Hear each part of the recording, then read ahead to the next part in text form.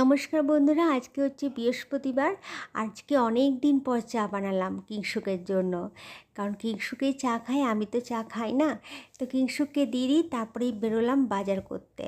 তো অনেক সবজি এসে গেছে, একটু বেরোতে লেটও হয়ে গেল, তাই ভেবে উঠতে পারছিলাম না কি সবজি নিয়ে যাব।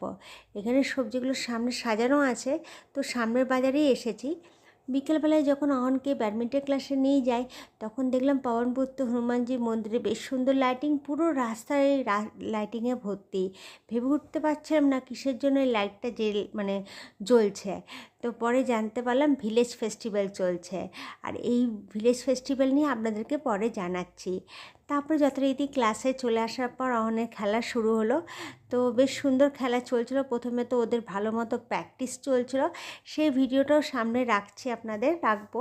তো বেশ সুন্দর খেলছিল।